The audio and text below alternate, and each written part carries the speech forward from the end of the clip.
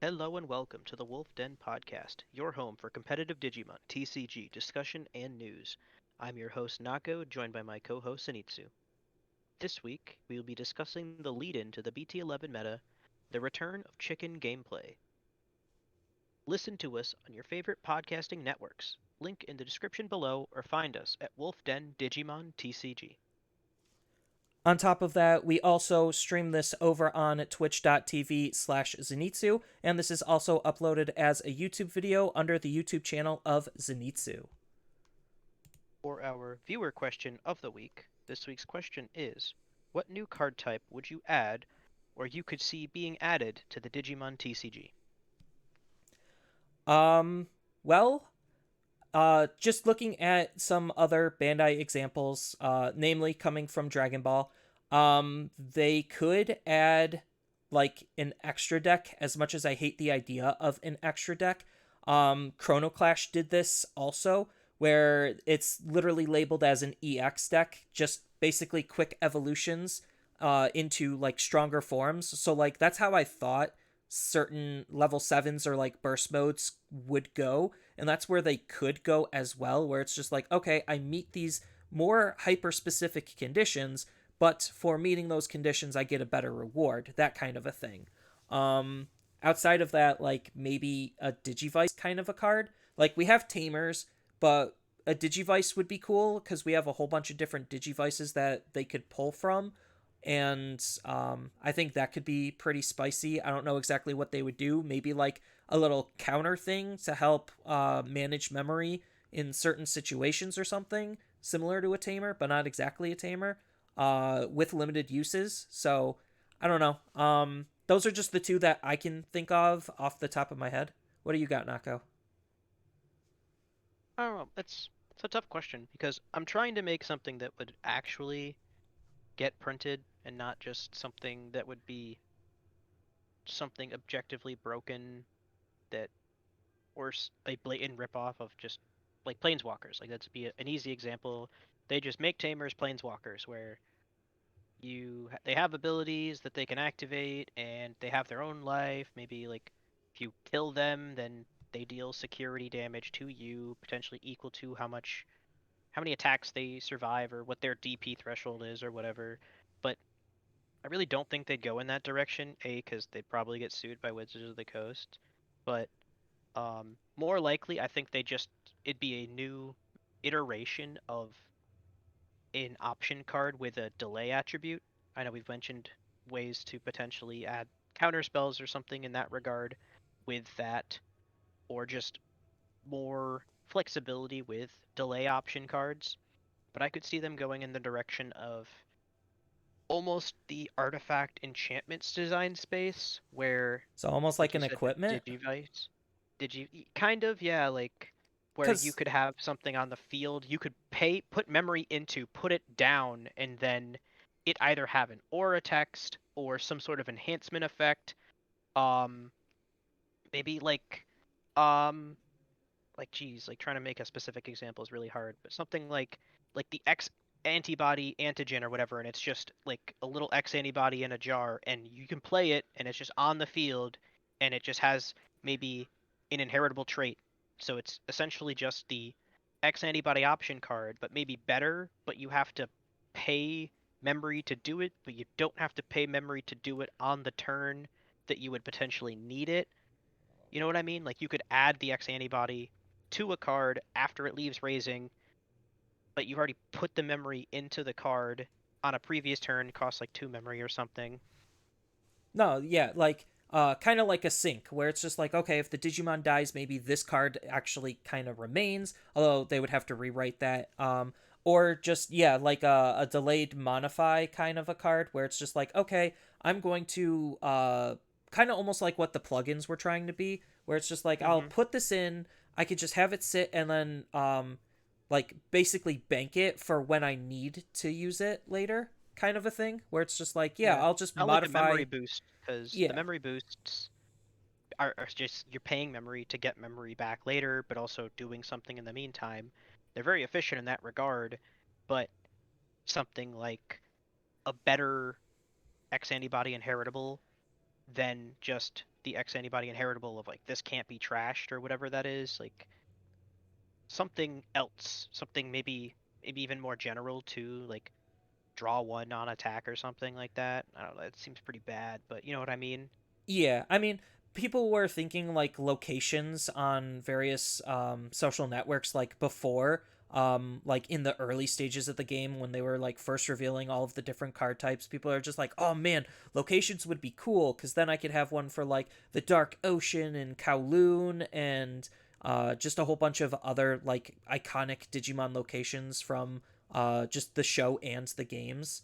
Um, I don't know exactly Uh, how that would work because like that type of card, like a field card, usually has like it's basically the equivalent of our tamers. It's just something static that just happens. Like maybe have it limited to one and um like you can only have one of this type of a card on the field um per player.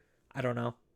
well, because if that's anything like the Yu-Gi-Oh version of it, then it would basically just be who gets to use the thing that makes their deck broken, like first or maybe second, because I play my field spell that is, Dark Ocean that just says Aqua type Digimon get 1,000 or 2,000 DP, and then my deck basically can't function without that. And then your thing is, you know, virus type Digimon get, you know, cannot be, you know, affected by option cards or something stupid. And then, like, well, if I don't have mine, I lose. And if you don't have yours, you're lose. And it just becomes this other game of I have to play mine to get rid of yours. So if I really want to have mine, I really have to have two of them. Well, Or Yu-Gi-Oh you could changed just, theirs. yeah, Yu-Gi-Oh didn't changed they? theirs to where you each can get one, but yeah, it's this It then fine just becomes a line. tamer, right? Yeah, it's a fine line on like what do you want the cards to do? What value is it adding to the game as a whole, and what unique and exciting thing does it provide? Um, and that's like what it comes down to because Dragon Ball as another Bandai example, they added basically an extra deck recently. I'm forget Zenkai. They call it a Zenkai deck with Zenkai cards, and they have an alternative cost for utilizing specific mechanics in the game. Then they have unisons, which are basically discount versions of planeswalkers, except they're more broken than planeswalkers, unironically. Um, but yeah, they're just a modular card with modular effects that you could choose which one when you need it. And then Magic, they added planeswalkers after a while into their game because that was like a huge lore thing, and everyone just calls them overglorified enchantments that have again that modular type of ability. So I'm not entirely sure how or when we'd see that in Digimon. It wouldn't surprise me if they did all of a sudden, but I'm not entirely sure what form it would take, considering they still have a lot of different lore to be able to pull from to be able to create something interesting and special. I think something that would maybe also be a better fit with the idea of like the because Digimon has a lot of forced effects, a lot of they really dumb the game down in that regard where like you have to do it on XYZ, you don't have a choice or do as much as you can and um something like the sagas would make a lot of sense too. Your ability you could play an option card for 5 and it says, on the turn this is played, you one Digimon gets 1,000 DP and then on the next turn one of your Digimon, you know, can't be affected by option cards. And on the next turn, destroy an opponent's level 6 or lower Digimon. And it would give you, like, you don't get a choice there. You just kind of have to do 1, 2, 3. And if they don't have a level 6 or lower Digimon, or you don't have a Digimon to buff, it just goes wasted, but it's there. Right.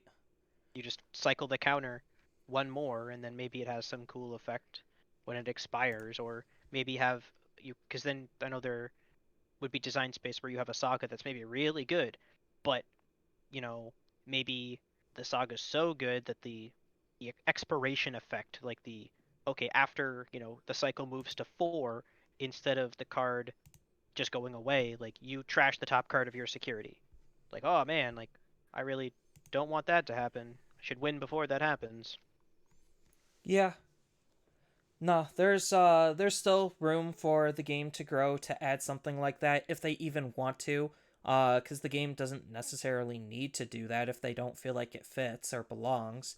No, Um, I mean, just like without talking about anything new for Magic, because it doesn't matter, but just based on the pre-show discussion, Planeswalkers were added in 2007, which was a while ago. So, Magic or Digimon could go a good 10 years before it even adds a new card type, and even then it might still not even need it, because Magic has gone over 10 years without a new card type.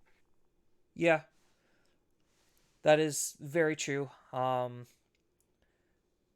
Yeah. And they do have more card types, though, right? Yeah. They do They have have, I more think, card types seven and or various different things cuz like artifacts and enchantments and magic are pretty similar. There is like some distinct differences, but it's where it the color pie comes in, because yeah. it's easier to destroy artifacts in some colors and easier to join enchantments in other colors. Yeah, it's more of just like a balancing thing for them what they Hmm. decide to label cuz like in Digimon it's just artifacts or enchantments, tamer, just done. Static Yep. card, sit on the field, do stuff. But which also makes the things that kill them better, Yes. unfortunately.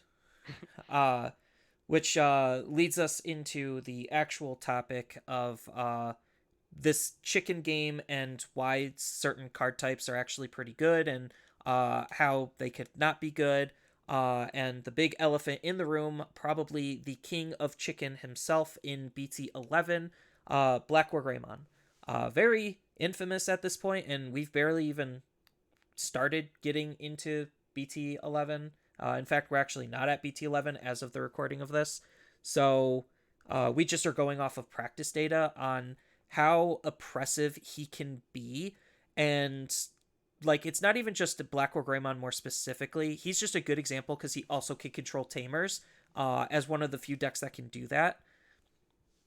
But it's this idea of the game of chicken where whoever raises first tends to lose, unless they get as much impact out of them moving out first as they humanly possibly can, fully knowing and expecting their card to die. And if it doesn't die, then they probably just win the game. Which is where, again, BlackWarGreymon comes in because he's not dealing a lot of damage, but he is controlling the field very, very well.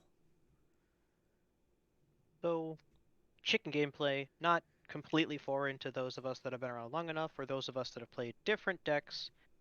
There are still some instances of it in the recent history, but its largest example was the BT5 meta with the Lord Nightmon mirror, as Lord Nightmon was a Digimon that excelled in removing things, and as a result of it being a level 6 based on removal, not directly but indirectly with its ability to summon the regular Nightmon, um, then you had this situation where the first Lord Nightmon would raise, and you'd raise your Nightmon, and then Digivolve into Lord Nightmon, and then attack to play a Nightmon with no targets because you went first, and then it does nothing, and then you also have more than 3 security because you're going first. You're the first one to raise, and so or your Angemon inheritable if you didn't have a Nightmon, which allows you to summon a level 3 or lower, doesn't activate, and then you just kind of swing for 1 security and end your turn with a tapped Lord Nightmon and a Nightmon or a level 3 on the field, and then your opponent would be, wow, okay, that was actually really not bad at all. I don't know why this deck is so broken. And then they would raise their level 5, Digivolve into their Lord Nightmon, and kill yours. And now they're winning. And so it's where the kind of the term chicken comes from, is that if you raise, or if you kind of, you know, show your hand without an expectation that there will be a reaction to it, you put yourself in a disadvantageous position. And like ever since BT like 4, we've kind of had this chicken style of gameplay. And it's kind of been like not necessarily going away, but hidden on how chicken is played, We've seen this with the bond decks where they have to burn their own security in order to do it. So most of the time, they would only ever bond when it was advantageous for them to punish the opponent, knowing there would be next to no repercussions, or literally them winning the game off of that play. That's why a lot of people took to OTK based decks, is because, okay, if my card is basically going to be dead anyway, I might as well actually get full intense value out of my card. And then if it dies, cool. I just raise, move out, and then just win literally the next turn. Um, or set myself up with like a hybrid play or something else, which is why hybrids were like incredibly powerful. And a lot of this boils down to the speed in which the decks can move at. So the decks that excel at chicken are the ones that can move faster up their evolutionary chain, especially using less memory. Which is pretty important, and why a lot of X antibody decks have been so good is because a card like Cool Boy just enables them to actually gain tempo when they should be losing tempo on digivolving.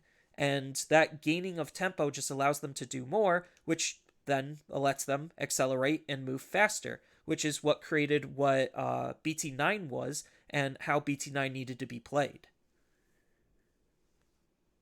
So as we take that and we kind of work towards what BT11 is and will most likely be as we approach, closer and potentially past the deadline with which they would announce any sort of ban restriction announcement, we come into BT11 with full power BlackWarGreymon.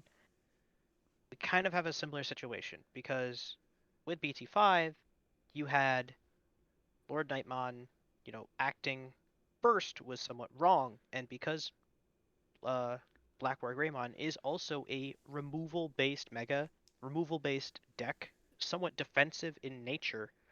Um, it kind of wants to establish board control and then maintain board control. But with the method with which it to maintain board control isn't necessarily as good as the method with which to establish board control. So you have a situation where if you were the person to first pull the trigger and to, you know, move out of raising and attempt to do something, you could be the one put behind as a result of overplaying your hand if you basically just let them take your stack for free. And BlackWarGreymon having one of the better inheritables that just literally says, I can attack into your unsuspended Digimon, just allows it to easily just control the field, even if you didn't put yourself in a supposed vulnerable position, leaving your Digimon suspended or what be it. He's still going to come in and just basically say, okay, I'm just going to kill your Digimon for free most of the time, and then I'm just going to basically control the field and win from there. And BlackWarGreymon X actually wants this to happen because he has Reboot, because he has abilities that trigger on the opponent's turn to be defensive, and he, like, for attacking into the opponent's Digimon, um, can not only just try to set himself up to just burn the security without actually attacking into the security, to then slowly chip away at the opponent, but he also has a plethora of tools to, if he needs to, try to accelerate his game plan with a slew of different level 6s that you could toolbox to fit whatever situation you're put in. You need to try to counter the opponents. Cool, here's Gaiomon with Blitz to allow you to attack even when the memory passes on to the opponent, in case you're a little bit less efficient, as long as you have that type of inheritable. Then you have BlackWarGreymon himself acting as the base for both of those, where he's the one that's going to be deleting the tamers, and then he gets to unsuspend when an opponent's Digimon is deleted. So once you establish that like first level 6, if that card is staying because you punish the opponent, that puts you in the best position to start building up a second one, and then it just starts snowballing out of the opponent's control to be able to fight back. Especially with BlackWarGreymon being able to basically pick and kill off anything he wants on the field. So while it is harder to look at the BT11 meta as a whole, we'll definitely have more time for that later in another episode. The kind of the scope of this discussion revolves around the BlackWarGreymon mirror almost exclusively, just because it it is the game of chicken. You're working with roughly the same pieces, not necessarily you don't know what your opponent has. which makes it harder because from a perspective of game balance, it's actually not that bad of a the better opponent should still win more often if the opponents if you yourself and your opponent are playing the same deck. But um so you we're kind of moving away from the uh somewhat degenerate gameplay that Melga X mirrors were, where it's just kind of whoever was the opposite almost. Whoever went first won. Whoever got their pieces all their ducks in a row first was the winner, or whoever just was the one person not missing a crucial combo piece at the turn where the opponent gets their bingo, then you just lose. And in some cases, depending on who's going first and who's seeing the pieces when, you may have absolutely zero control over that game at all, because if the opponent sees all their pieces exactly when they need to see them and they just move a turn earlier than you, there's no way to win. They have completely locked you out of the game as far as just how little memory they give you and how few cards they need to operate, assuming they're seeing exactly what they need to see. I mean, granted, security is always that RNG factor, but in the BlackWarGreymon mirrors, they're not really going to be attacking security unless they really feel like they just are safe and free to. And that's usually when the opponent's mega is no longer even a threat to even perceive that's coming. Because once you lose that initial stack, rebuilding sometimes is a little bit on the harder side just because of how egg cycles work. Because you're getting a Digimon out of raising every other turn, not every turn. And then on top of that, just the amount of control that he could have on the field for being able to attack into the opponent's Digimon just really de incentivizes the opponent from even wanting to have anything on the field, period, which really forces them to hide their Digimon in raising, thus the game of chicken. And who's building up that first initial threat to force the opponent's response is a very important skill in of itself, not only just for the mirror but for various other matchups, just because other decks do have that like explosive levels of tempo where they could just get up into their level 6 and do whatever they want, and still not pass turn, like All Force and like Bloomlord. So other decks are able to play this chicken game as well. It's just the better decks are how good you could play into this chicken game, especially knowing that BlackWarGreymon is the king of chicken.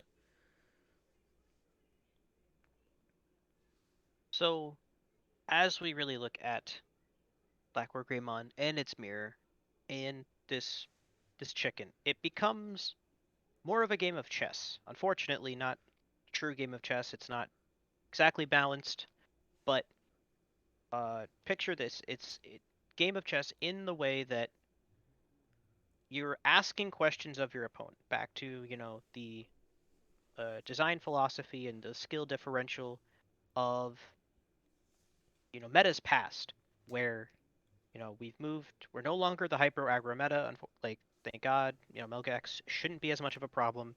It can still do things when it sees its pieces, but BlackWarGreymon should still win a majority of the time, to the point where people won't be wanting to take Melga X, especially to something like Nats, even if they're a diehard blue only player.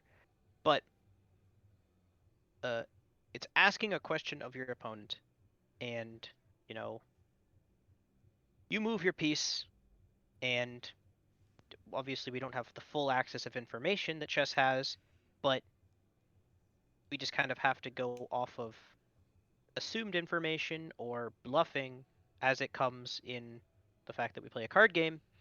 So at the highest level, you know, raising and doing something with a Black War Greymon should be met with a question of, okay, why did they just set me up to kill their Black War Greymon? This was wrong, but why was it wrong? What do they have to answer? How are they putting me in a position to where they could answer my Black War Greymon after I kill their Black War Greymon? What do they have? What don't I know? What is the plan here? And you basically can learn the mirror by asking questions of your opponent, learning lines of play the way you would chess. You learn your chess opening. You learn, I'm going to go, you know, 3, 4, 4x. What am I doing? How often am I playing my early tamer? When should I play my early tamer? And these are things that you can learn in the mirror that you actually have somewhat of a choice over. Whereas with Melga, that mirror you really didn't for a lot of the time because of how quickly the games were over and how it was just, do I have the pieces I need? And if not, I lose. And you could even go back to some of my previous stream VODs or like some of my tournament videos if they're still up. And I literally say that so many times where, oh, they just had the piece, so they just won the game. And my security was not good enough. So there definitely is some truth to that. So we're moving, and I don't know how much for Nats. I don't know how much time we have to learn that. If you hadn't started that, had you just planned around assuming BlackWarGreymon would be in its full unaltered state for that event, because it would probably be the first and best example of that level of knowledge of early lines of play. You know, it because I mean to a much smaller degree, it you you learn things by what your opponent does, right? If my opponent flips their egg in their starting hand and then plays a tamer, especially if that tamer is a tamer that searches. Okay, he didn't play a rookie first. He probably doesn't have one. So that says something. Well, what does he have? What could he have if he doesn't have a rookie? Or did he go rookie tamer? Okay, well, the rookies are literally free. So does he not have a 4? Does he not have the 4 he wants? And these are all very simple, like surface level things that you can make note of and retain information for the following turns, and based upon what the standard degree of play would be if they did have a 3 and a 4. You know, Maybe we get to the point where the standard line of play isn't, 3-4. It is 3 cool boy or 3-4 cool boy. We'll have to get there and figure that out as we actually play with the deck and look through the mirror. But uh, the point is that because for the most part you're going to be operating with the same pieces, it becomes a lot more like chess in the mirror because you have the capability, because the deck is a little slower, to ask questions of your opponent and them to respond to your questions. There's going to be a lot more back and forth. No one, unless someone's missing a absolutely vital piece, like you just don't see a level 6 or a level 5 or something, then you're not going to have matches where they just set up a BlackWarGreymon and you just lose the game because they raised and started swinging. And the interesting thing about BlackWarGreymon is because of all of the different tech and tools that he has available to him as a deck and part of like the Greymon family, and borrowing from both Black and Red's card pool, there's just a lot of things to be able to try to keep track of and keep in mind. And being able to try to read the opponent, like what Nako said, is a huge skill, but also trying to figure out like what you're trying to do and how to get yourself into the best position, because like if you notice that they're missing out on a crucial piece, they're not moving as fast, that puts you into a position where maybe you have a more proactive line of play rather than a reactive line of play. And because you're being proactive, sometimes you actually could get rewarded for it because of just being able to see the dynamic of how the opponent is playing. And like there's just a lot of macros that seem sometimes obvious, sometimes they're not obvious, but it comes down to more of like the minute micro level of plays where that could actually make or break certain games. So I noticed sometimes when I was playing Melga, just as an example, with the X antibody style of deck, sometimes you don't necessarily always want to immediately digivolve into the level 4 X antibody, and you want to hold that back in case you do have a cool boy to be able to gain some extra tempo. That's just an extra line of play that X antibody decks have unique to them. But even like in an all force type of situation or other deck type of situation, okay, how am I able to read the opponent, not only just set up proactive plays, but reactive plays, and kind of just, like Nako said, ask those questions on what is my opponent doing and what am I capable of doing to put them in a really bad spot. So maybe if it's just based on the deck, setting up an extra blocker to be able to stop the attack to make your Digimon safe. If it's lining up like a tamer or an option to de-incentivize them from doing something.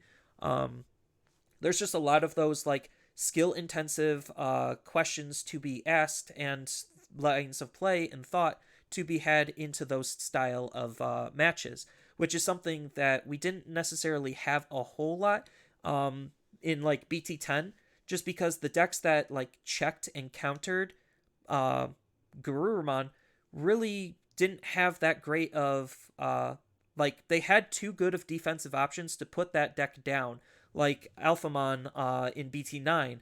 You just proactively raise out an Alphamon, make it a blocker, you can't be bounced. The game is basically over from there because, well, even though you moved out first, you put the opponent off of their game plan because you were proactive in your approach on how to shut their game plan down based on what you read and how the matchup goes. And these tamer based decks sometimes can do that as well. It's just right now, unfortunately, we don't have the resilience on those tamer based decks for BlackWarGreymon to really like worry about. So he just comes in, destroys the tamers, and then the tamer decks just cry. Yeah, and that being said, BlackWarGreymon is a tamer-based deck. It isn't a hybrid deck. It doesn't completely rely upon its tamers, but their tamers are valuable nonetheless. You know, if you can get rid of your opponent's first Yuya Kuga that they've played, you remove their memory tamer as well as the ability for them to what is it? Protection from Digivolve into it. options. Okay, so yeah, so it's same level Digimon. So you get their same level, Greymon or level 4 to 4x, 5 to 5x.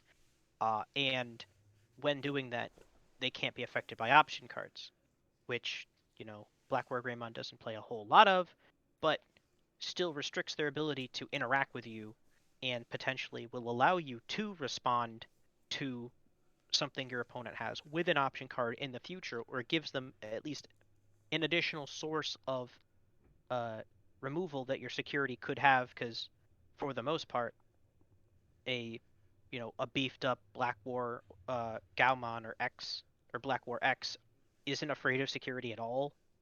But if it can die to option cards, that at least is a source of removal potentially.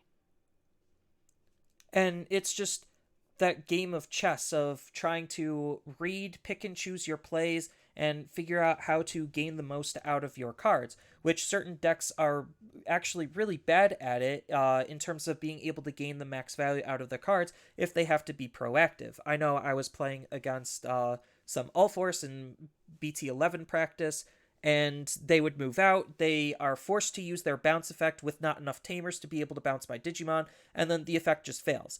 Well, if they had enough tamers set up, depending on some of their card effects and how they were playing, that effect might be a little bit more beneficial. But if they were doing that proactively, then it is literally just a waste, and they lose a lot of their removal potential on that big power turn because I just didn't have anything, or what I had was too big, and they couldn't necessarily interact with it because they weren't fully set up. Which is part of the problem with certain decks is just the setup. The setting up is very, very crucial. Those early turns on how fast you could get yourself into an advantageous position is very important. That's why a lot of purple decks generally don't do super well. Purple, don't get me wrong, has the ability to do well, but because a lot of purple decks just need time to set up more specifically than most other decks in the game, that's why purple doesn't necessarily put up the best results. And the better purple decks like Mastimon, even though it is technically purple yellow, um, they perform better and have performed better because they require less of a setup. And those early turns just really are super crucial. So, with regard to the chicken, with like we went over how they you ask questions of your opponent and you're trading pieces on the board and you can learn lines of play. But that next level, or the difference from actual chess comes with the fact that you don't have perfect information, fortunately. Um, you don't know what your opponent has or does not have, and your opponent does not know what you have or do not have. And while it's still harder to come back from, losing something as crucial as your level 6 to their level 6, if in the strict trade of you raise and do something and then they just kill it on the next turn, then that's still probably not something you want to do, but it at least puts you in a situation where um, it was harder with Melga, but you could at least force their hand in some regards. They don't have all the pieces they don't want. They don't feel as comfy, as safe. Maybe they don't have a Yuya set up so that they have protections from option cards. So now they're potentially at risk of either losing a, a, a source of protection or dying outright if you really force their hand and they don't have the inheritable that protects them. So you can put them in a place where if you do have your pieces and maybe some sort of backup plan of, okay, if he does just answer this, you know, I put out rock and he just has paper, but it still gives you that flexibility to, to try. And just that ability of like that back and forth is what creates a very interesting dynamic that I can say not exactly a whole lot of other card games have. I mean, like all card games do have some like good back and forth, but like just that chess like thought level analysis lines of play, I haven't necessarily encountered in many other card games. Literally playing a whole bunch of different card games throughout my career as a human being, I guess. Yeah, and I think that mostly comes from from previous card game experiences. The mirrors weren't as chessy only because it was more about what could you do to set up and expand you know, your lead in the game, so to speak, as opposed to directly, you know, asking questions of your opponent. Um, unless we're talking magic control mirrors and we have uh literal counter spells in play. So that becomes a whole nother question of, I digivolve into BlackWarGreymon. Response? Okay, cool. I actually get to digivolve and you don't just kill it or something.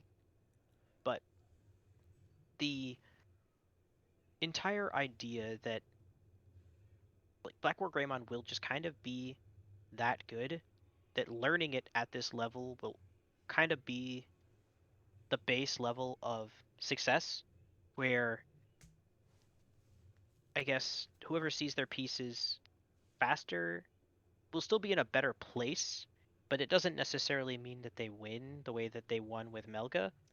And you'd have a lot of people that are probably going to transition over to BlackWarGreymon being the new premier, best deck. Everyone wants to play the best deck, and usually when the best deck is this much further ahead than everything else, there's even a stronger incentive for people to play the best deck, especially when there is no true anti-deck, because this deck runs all over security control in a way that um, Melga did not.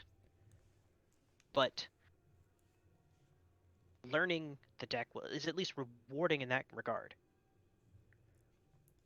Yeah, usually knowing like a baseline build, what to expect your opponent, what to expect they're capable of, does help dictate how you should be able to play. Because if you have zero idea what anything is going to be doing, that's usually not a good sign, and usually something you want to try to avoid, especially at high levels of play. Which is why, as like a YouTuber, I like to cover a whole bunch of different decks, so I know the spectrum of what each different deck is capable of. I might not be the best pilot on all of them, and the decks might not be the most finely, tightly crafted, competitively viable deck right out of the video experience, but I at least am aware of the spectrum on what decks are capable of. And that's something that I have noticed to benefit me in events is just a knowledge check. Like, hey, I know what you're doing. I know what's coming next, and I know how to stop it. Can you say the same for me? That's something I don't necessarily have the answer to all of the time. I'm not a mind reader for my opponent, but that's something that they have to be aware of, which is why, like, knowing the weaknesses and strengths of a deck like BlackWarGreymon is going to be absolutely crucial. Like in Japan, they learned that, oh, attacking into BlackWarGreymon is pretty good. So let's start running stuff like Grandis and decks that are able to be able to attack into BlackWarGreymon. Well, unfortunately, BlackWarGreymon can do that himself, which is also why he's just so good and why that mirror is going to be super intricate and interesting. Is just, okay, the deck has its own built in counter on top of having to worry about other decks that could be able to counter it, but it the Greymon support as a whole, just there's so much more than various other support that's part of the reason why the deck is accelerated above a lot of other decks is just the pool of cards it could use and pull from. Yeah, and so like, Zenitsu touched on it, but there were a couple decks that tried to answer BlackWarGreymon. It ultimately seemed pretty feeble, and from our testing, it seems as though no deck has a winning matchup into, or at least no deck is favored into Black or Greymon other than Black or Greymon. But um, which kind of puts it in tier zero territory, unfortunately. Where the best way to beat the deck is to be the deck. And uh, that would still put Black War Greymon with 100% win rate in those matchups because either player A's Black War Greymon or player B's Black War Greymon is winning, so it's still a win for the deck, even if it's also a loss for the deck. But that's just how statistics are calculated for events. Um, but there are like the notable examples, right? You have to find the holes that Black War Greymon doesn't explicitly fill, even if they aren't necessarily as strong of decks individually. Like Grandis is a great example because it kind of just sits in raising until it wins the game, something Blackboard Greymon can't, affect specifically. It has piercing, so it can still do whatever it wants to, regardless of whether it's blocked or redirected with Blackboard Greymon's ability, Blackboard Greymon X's ability. And it pretty much doesn't care about its tamers at all, which is another thing that Blackboard Greymon would still be able to punish while they were setting up if they were trying to play tamers out, because they play like a tamer or two, and usually the Mimi isn't super relevant for their game plan. It's just there if you see it. And go like piggybacking off of that, like just again the chicken ability, if they are proactively raising out their Digimon, now you reactively would be able to then punish it, especially as Grandis, attacking over it, dealing all of that damage, and basically OTKing them and putting them in a very bad position.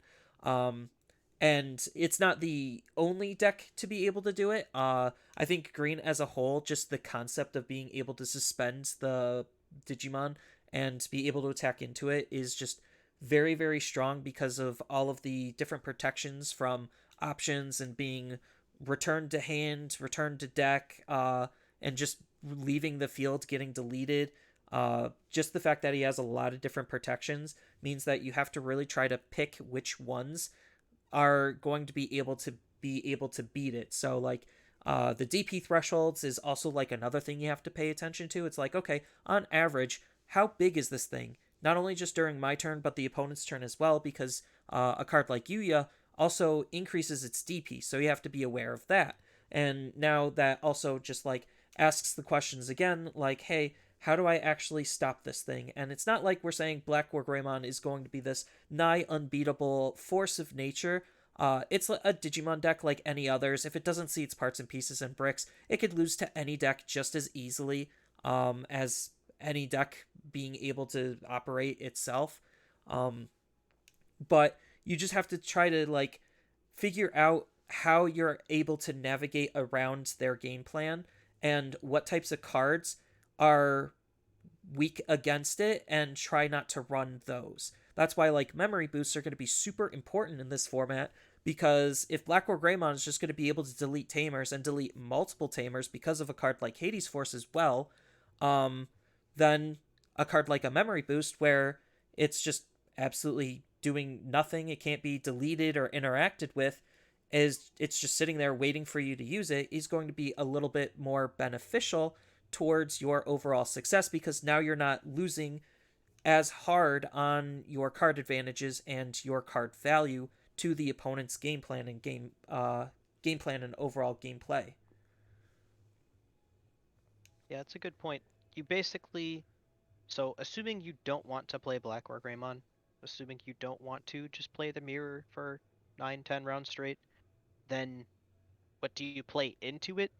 We mentioned Grandis, but like as a shell, without mentioning specific decks, just you can mention the idea of something that doesn't rely on hamers. Bare minimum, like anything. As soon as you say, blank hybrid, you're wrong. Those decks just can't compete in the space anymore with Or BlackWarGreymon. it needs Greymon. a specific amount of tamers to do something. Yeah, anything Bond. You know, not that no one's playing that anymore anyway, but you get the idea. The idea of decks that rely upon tamers to do things. Those decks are immediately off the table. I mean, even, I hate to say it, but the up and coming Ulforce. See, a deck that showed up in Japan and was pretty good until people realized that BlackWarGreymon was as good as it was, and as soon as you play into nothing but BlackWarGreymon, that deck can't do anything because it relies upon gaining increased value from its tamers and setting up tamers. And without its tamers, it's basically like a wet blanket. It's just gonna sit there and do not really a whole lot. So, like, not saying that Grandis is going to be the best deck to take to counter Black War Greymon X, and not saying Black War Greymon X is this tier 0 force, but just understanding the chinks in the armor to be able to try to navigate around their usual play lines will also just help you accelerate your overall success when it comes to these big competitive events. Yeah, and it's interesting because we'll have to see how it's adopted in the West because on paper, the best decks that weren't Black Greymon that performed for Japan's BT11 were uh the Digicross decks, um, as they were walking into BT11, the best decks of the format, also by a large margin, and we saw that that was hit. Some of this data is a little messy because it includes uh, the full strength cross hearts decks that they had access to for, I think, technically the entire format, but most people, when it was announced that the restriction would be implemented, they stopped playing it. That was more of a house rule, not an official rule, so some events people were still playing it at full strength before it was lifted. Some people just immediately started like I might as well learn the deck, or if I'm still going to play the deck after the restriction, I'm going to learn it post restriction and change their lists immediately. So the water gets a little murky there, but technically the second and third best decks for the Japanese format were uh, cross arts decks, but combined they were still, you know, 70 to Black War Greymon's 105. Which is still a large margin in terms of a gap. Um, Not to get like too far into the weeds of Japanese data, because as we learned, it can be spotty and unreliable at best in terms of what we're actually trying to take and gain out of it. But in the future, decks that still use tamers were being played despite the fact that Black War Greymon was a card. It might just be because of the Black War Greymon mirror, where maybe the base Black War Greymon just isn't as good as people think, even though he is the base. Or maybe in certain matchups, they just aren't seeing it as often because they're only running it maybe as like a one or a two of. That all comes down to like deck composition and how to best handle what you think the mirror matchup is going to be, or just your matchup spread in general. Because like maybe some people, this might be a little bit of a crazy thought, but some people might not think that Gaiomon would be very good in the deck. They just want to go full BlackWarGreymon, BlackWarGreymon X, maybe not even anticipating or knowing how that mirror matchup goes, but maybe they learn really quickly that in that mirror with that chicken style of gameplay, Gaiomon is actually needed because of that blitz ability. And then that changes their perception on, okay, now this is what's good. Let me change my deck to try to fix that around and change things up a little bit. So deck composition is huge, and we see that in future sets, not getting, again, too far deep into things. Tamer-based decks started adding in some extra resilience to their Tamers, kind of like what Yu Amano.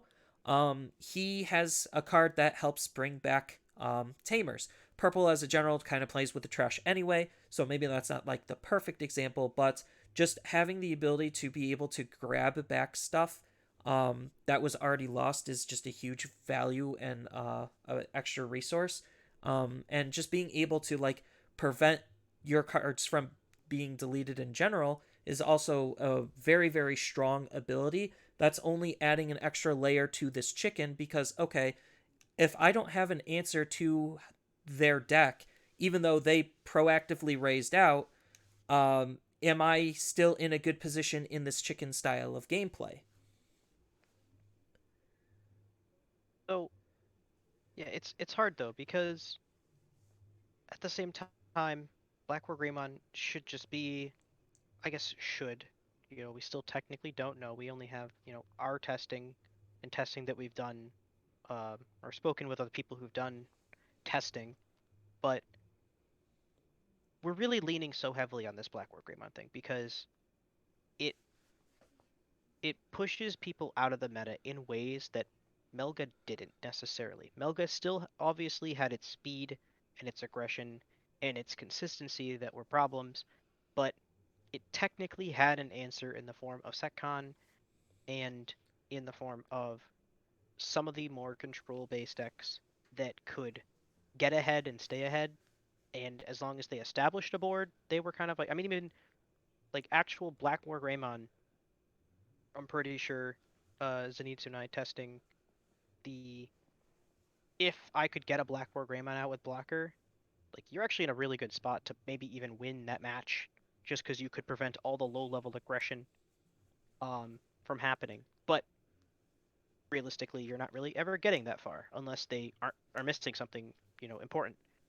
But BlackWarGreymon, because of his defensive nature and his kind of chip, trickle style of play, is it's compounding force that he doesn't necessarily need all of his pieces immediately to still have absolutely like the most control in the game. And then with something like Hades Force coming into play, you can just delete any deck that says, it uses more than 3 tamers, or any deck that relies on those tamers at all, because, if you're playing and your opponent just plays a single Hades Force, you've already lost the game.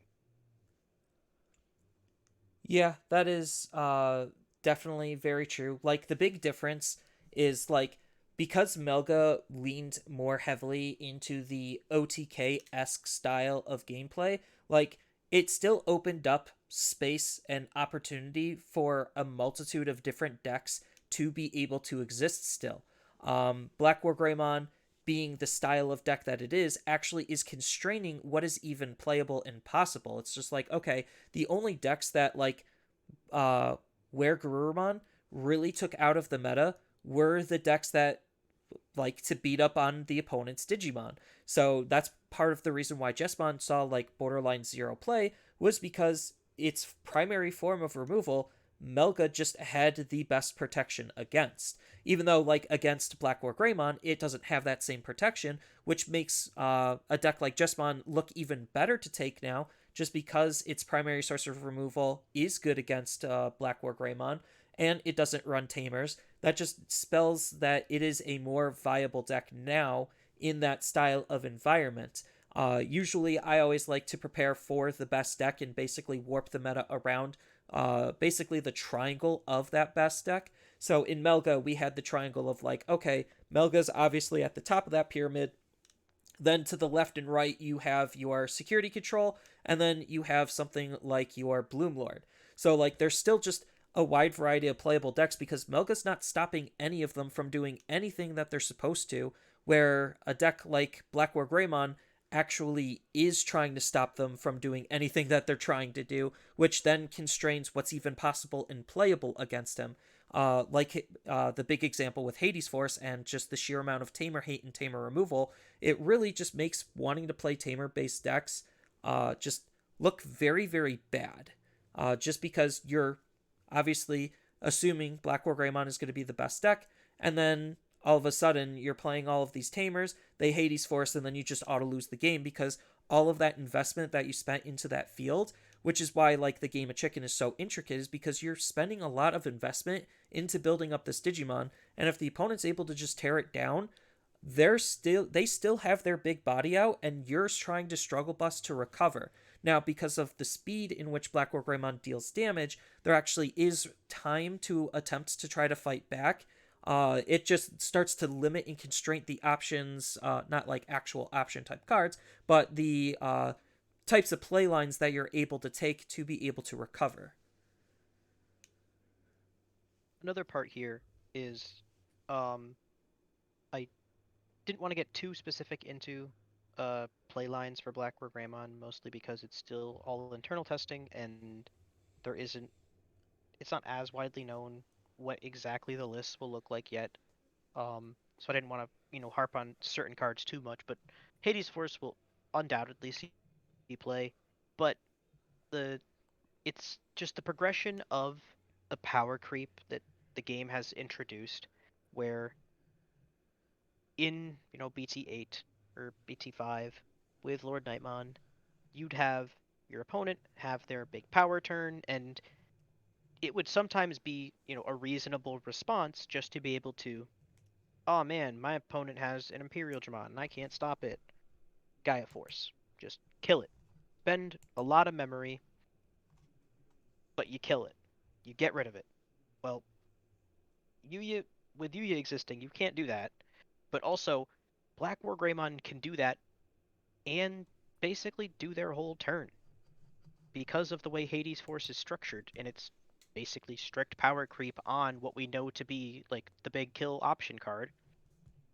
You know, if you would use this card, if you have a Digimon in play with X antibody in its Digivolution sources, reduce the memory cost of this by 2.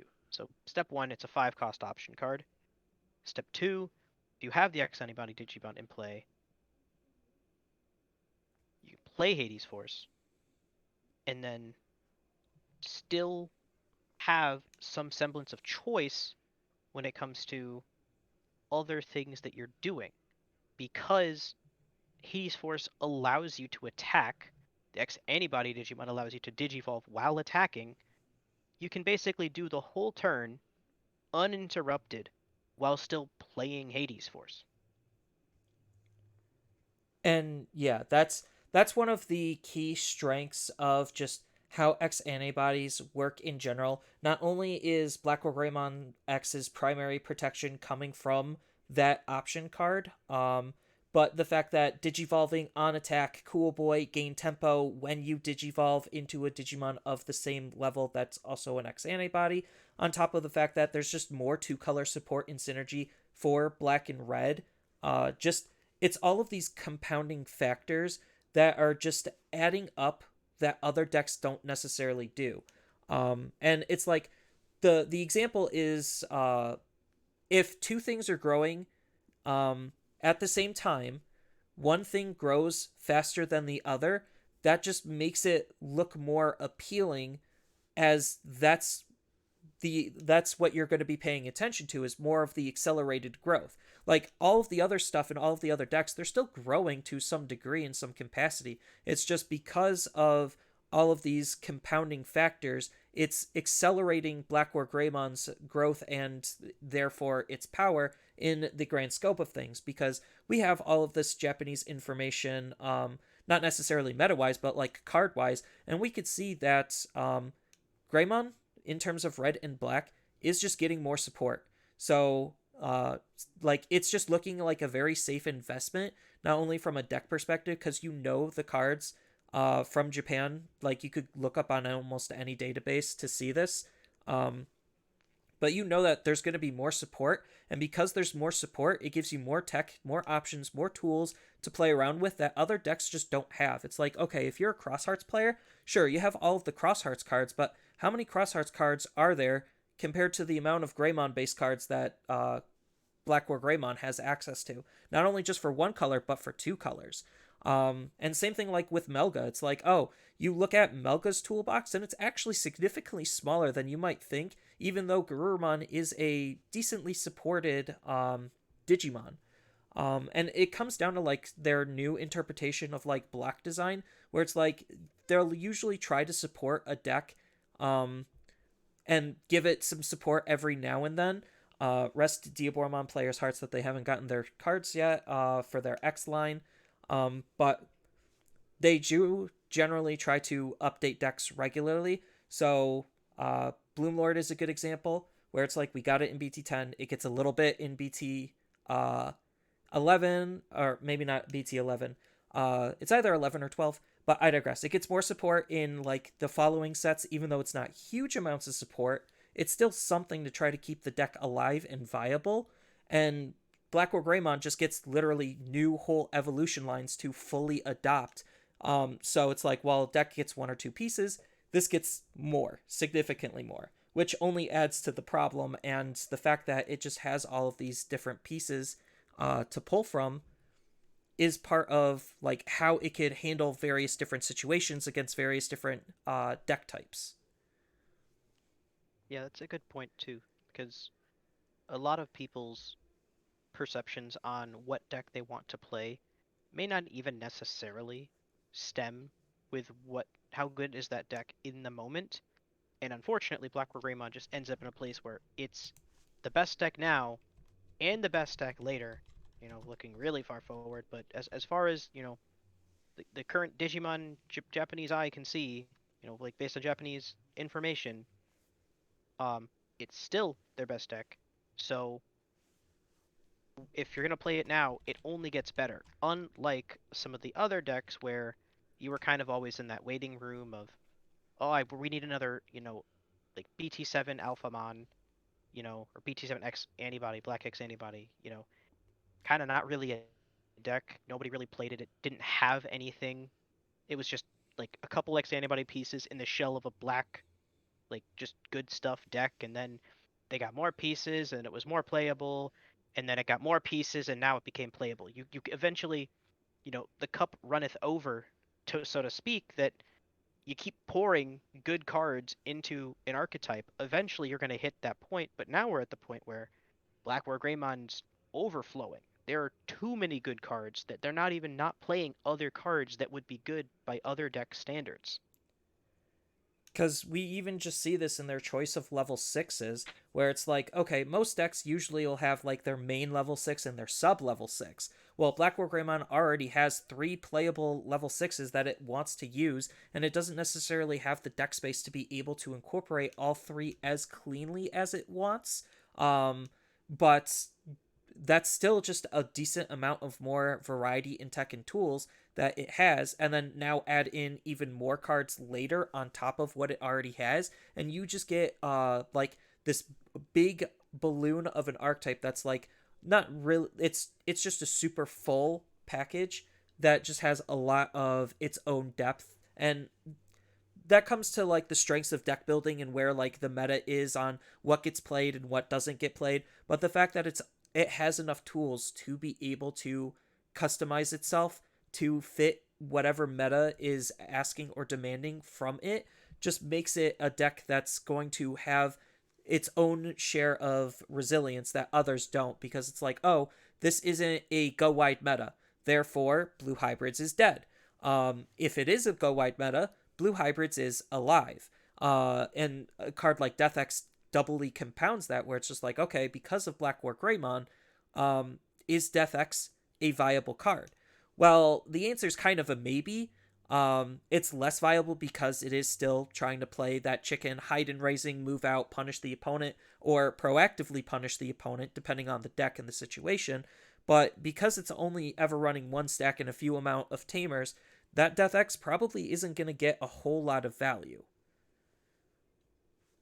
Yeah, and I really wish it were that easy. I wish it had like uh an Achilles heel, so to speak, something that the deck relied upon that other decks couldn't touch, and that's kind of leads into the tier zero portion of why Black War Greymon could be tier zero is that the best way to kill Black War Greymon is to be Black War Greymon because the best way to kill Black War Greymon is to remove the Black War Greymon tamers. The only Yeah, deck that does that is Black War Greymon. yeah, and this is all just like hyperbole. BlackWarGreymon's just one of the best examples because if you look at a lot of like Digimon's design when it comes to these like traditional stack based decks, a lot of these level 6 Digimon just have some built in removal inherently to them. You look at Melga X just as an example, and it's just like, okay, when I Digivolve into him, he's most likely going to unsuspend himself and bounce the opponent's Digimon for free for literally doing nothing but going into the card, on top of being able to use the card. You look at something like WarGreymon X. I'm going to swing, and then at the end of the attack, I'm going to delete a Digimon. You look at Gallantmon. I'm going to swing and delete a Digimon. Like, a lot of these cards just have these inherent built-in removals that are more color based as far as like the removal type it's trying to do and go for. Green tries to suspend, attack into the opponent's Digimon, and then piercing for the damage. Um, or just bot deck the opponent's Digimon, because apparently they just have that as well. But that's just how the game has been progressing since BT4 is just a Digimon's going to come out, remove something, and do its own thing. And it's just how fast these decks can do that. And when they do that is like what really determines these style of games, which is why like these tempo, like high tempo cards, like Jet Sylphimon, like Argamon level 5, that's why they decided to limit the cards is because they are super efficient on that tempo to be able to get into that level 6 to do its removal ability. And a card like Black War Greymon, or not Black War Greymon, the new BT11 Greymon X antibody helps accelerate Black War Greymon faster than Melga because it now can digivolve more efficiently than Melga, while still being almost as consistent as it. Which, again, is like why these X antibody decks kind of have like their own inherent problem that's making them better than most other decks, is because of that added extra utility in terms of how consistent, fast, and tempo efficient that they could be. Yeah. So unfortunately, this is kind of the space we live in right now.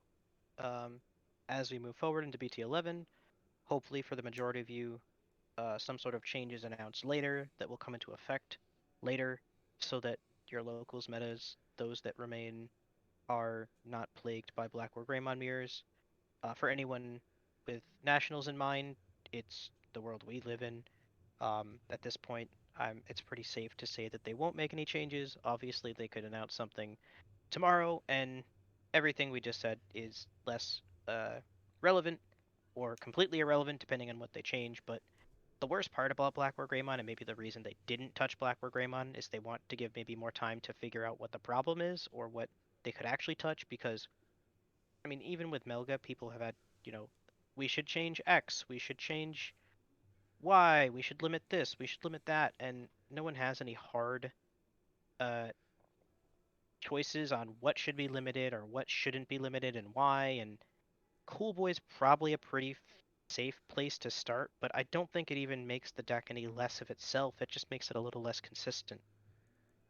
Sometimes that's all it really needs, if especially if the game is like all about that tempo and consistency. Like some Digimon and some cards just have the ability to be able to get all the way up their stack and basically just do anything they want to, depending on where they are in their evolutionary line when they digivolve up. Because you do get stuff like Bloomlord, where it's like, if you actually stop and think about Bloomlord, that card is like really good and can be absolutely cracked, where he's starting to gain you tempo for digivolving into the Bloomlord. When an all four stack goes off, it could kind of do the same. So it's not like uh, the speed is necessarily a problem. It's just some of the consistency to allow the speed in which to happen. That might be a place to start, because like if a deck isn't as fast or isn't as consistent, that leaves room for counterplay to take place, especially with like I need to raise at a particular turn, I need to raise at a particular phase, I need to raise with a particular Digimon. If all of that becomes harder to get to, it starts to slow things down a little bit. Yeah. So with that in mind, I hope everyone looks forward to BT11 and challenges themselves to maybe learn BlackWarGreymon or learn the matchup into BlackWarGreymon with whatever you decide to play. Um, the game of chicken is still up for grabs. The better player still can win, and at least in the BlackWarGreymon mirror, there's a lot of uh, interesting choices to be made around what you're doing and when, and hopefully those that of us that get to learn and play with these choices and play to that higher level get to have fun and experience the game in a way that we really haven't in a long time, because the game is much less defined by who sees what first. Yeah, which is usually nice. It is more about skillful play, especially in these types of suppositive environments. Again, we don't actually know 100% how BT11 is going to shape out, if BlackWarGreymon is going to be the best deck. We're just guessing based on personal experiences and utilizing some Japanese data to infer this. So we don't actually have concrete evidence. This is just hyperbole for the sake of the example about talking about how this chicken game has developed and why it's super important to kind of know and understand this type of a concept to be able to grow yourself as a player. Yep. And with that, we are going to have to end this episode here. Thank you for listening to the end, and goodbye. Later.